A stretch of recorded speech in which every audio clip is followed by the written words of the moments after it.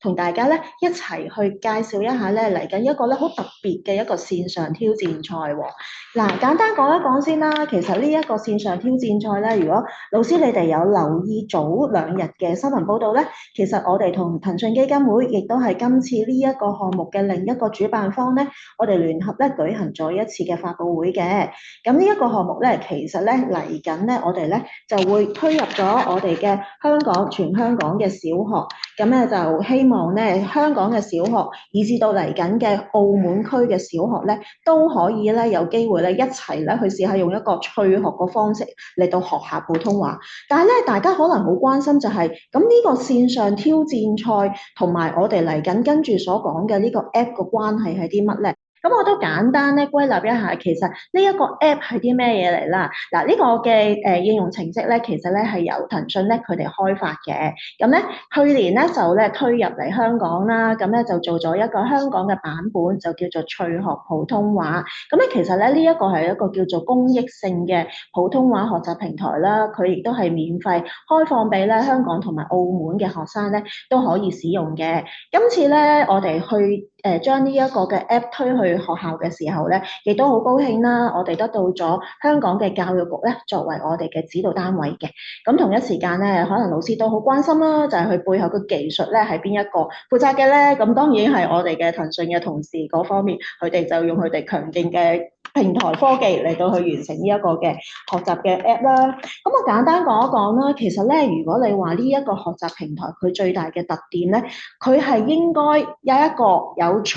嘅練習，但係同一時間我哋亦都追求普通話教學嘅專業啦。同一時間我哋亦都利用咗科技咧嚟到咧做一個科學嘅評估嘅。咁希望咧，無論係專業性、科學性同埋咧呢一個趣味度咧，都可以咧提供一個多維度嘅工具咧，俾我哋嘅小朋友使用嘅。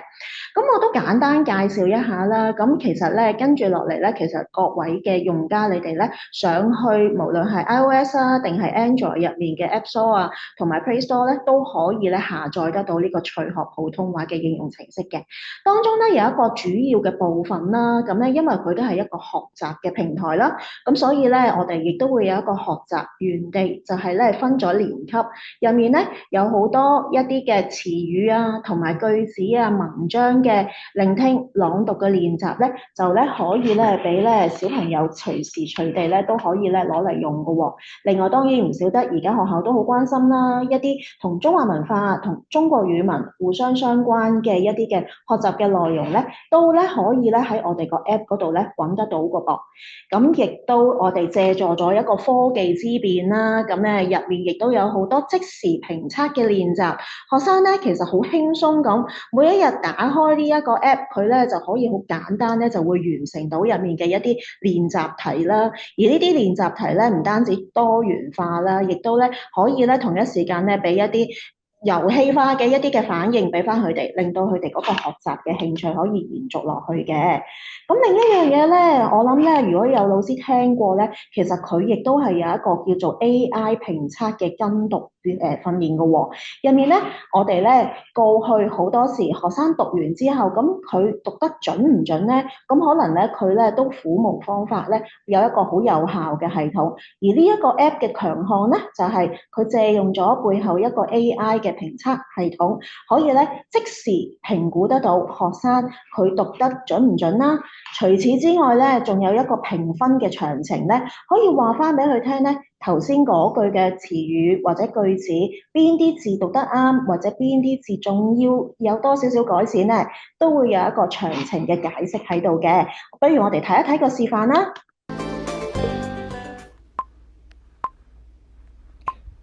新年快樂！新年快樂！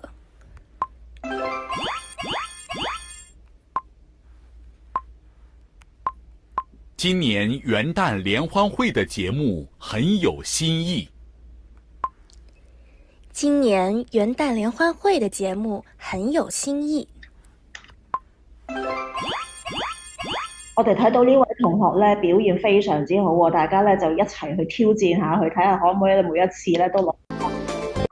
嗱，除此之外咧，我哋亦都好強調咧，融入咧一啲遊戲化嘅設計。但係咧，我哋想強調一樣嘢，遊戲化嘅設計並唔係為咗玩，我哋係希望咧可以咧進一步咧提升翻咧學生咧學習嗰個興趣啦。另外咧，亦都會用一啲嘅小點子咧，可以咧幫學生咧每一日咧都上嚟呢一個 app 嗰度形成咧一個咧每一日持續學習嘅一個嘅習慣㗎噃。嗱，當中我哋除咗有頭先所講配合咗課程分年級嘅學習內容之外咧，我哋咧亦都有一個叫趣學城市啦，學生咧可以喺呢度做好多闖關嘅遊戲啦，呢一樣嘢亦都係好配合得到而家學生咧嗰啲學習嘅趣味性啦。當中咧，我哋喺題目嗰個題型啊，或者玩法上咧，都有好多唔同嘅體驗咧，俾學生咧慢慢去發掘㗎噃。而我哋咧為咗增加個趣味性啦，我哋亦都有好多嘅啲獎勵計劃啦，學生係可以儲徽章啦、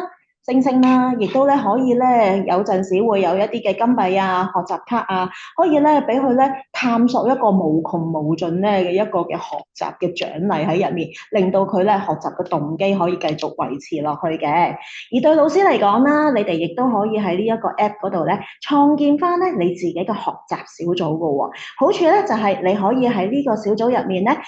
有針對性咁就住唔同能力嘅學生或者唔同班別嘅學生咧，發布翻咧你哋嗰個學習嘅任務啦。同一時間咧，學生答完嘅嗰啲嘅題目咧，咁咧喺呢一個嘅學習小組嗰度咧，亦都咧可以睇得到咧學生咧嗰一個嘅做嘅情況啦。咁對老師嚟講咧，亦都可以幫助到你哋咧，即時咁樣樣咧睇到學生咧嗰一啲嘅作答表現嘅。嗱，頭先如果大家好有興趣嚟到去試下呢一個嘅趣學普通話嘅 app 嘅話咧，咁其實咧而家已經係上咗架㗎啦，咁你隨時咧亦都可以去下載啦，又或者咧去翻我哋嘅網站嗰度，一陣間咧大家就會見得到咧，亦都可以去下載翻。咁咧可能咧大家都好關心啦，我哋點樣登入去㗎？要唔要一定係要報名先至可以入到去啊？咁嗱，其實呢一個 app 咧就唔需要嘅，因為咧只要你每一個人你可以用個人嘅身份咧嚟到去登入。